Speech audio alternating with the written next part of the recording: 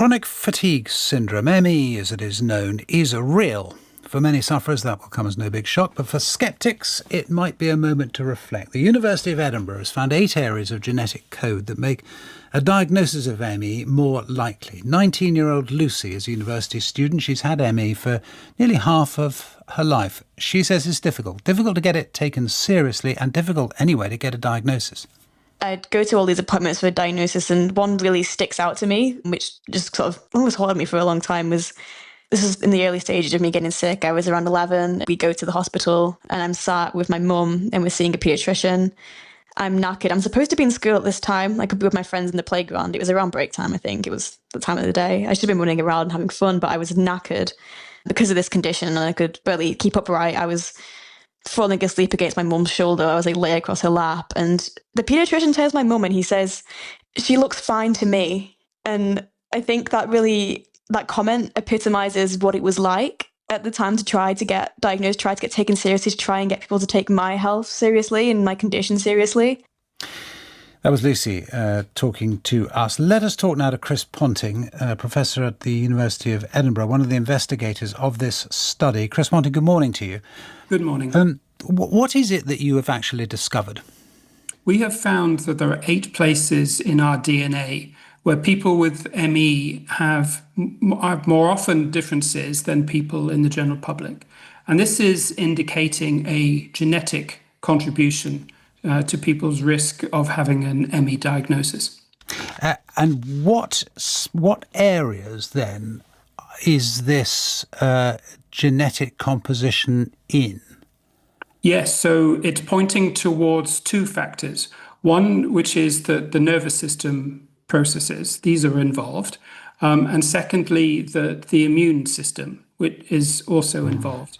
And each of those is not a surprise, but it was great to see that the DNA speaking back to us about all of the symptoms that people with ME have told us about for all these decades. Could it be autoimmune? I mean, given that specifically with the immune system, a lot of people report ME, don't they, after they've had some other kind of infection of some sort.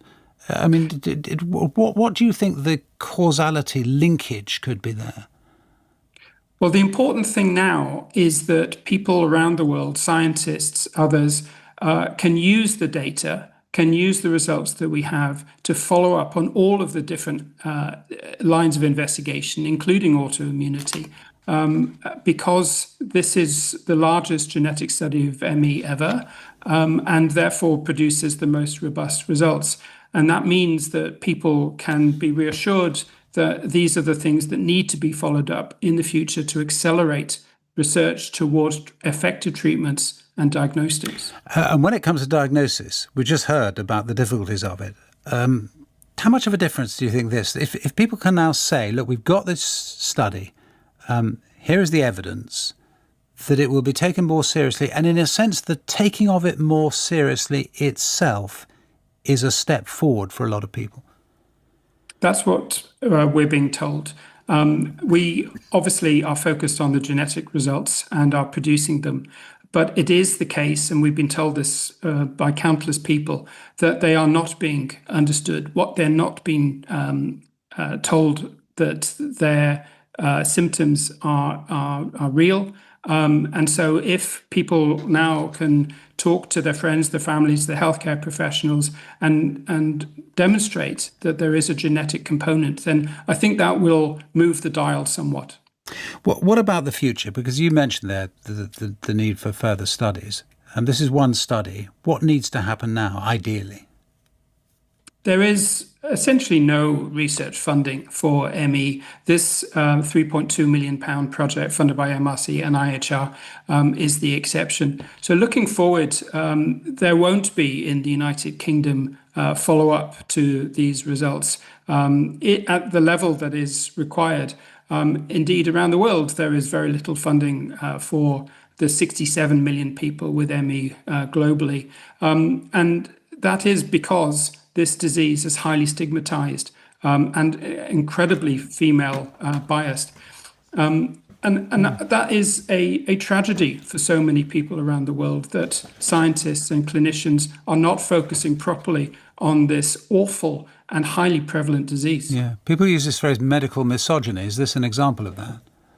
I'm not a clinician, but I have heard many people talking about medical misogyny in ME, endometriosis, and other diseases. I think we need to challenge ourselves as to why it is that this type of study, the genetic study, was not done 15 years ago when other diseases benefited from this type of approach. Why do you think it wasn't? I think because of stigma and because of, as you said, that there is medical misogyny. There is a strong bias towards funding research that is of greater benefit to males than females. Mm-hmm. And as you say, a lot more needs to happen. But just to be positive about it, this will feel to a lot of people like a very important first step. That's what I've been told. And to give people hope is a wonderful thing. But we also need to provide them in the future with the evidence that bolsters their hope that in the future and soon rather than later, there will be effective treatments and diagnostic tools. Professor Chris Ponting from the University of Edinburgh. Thank you.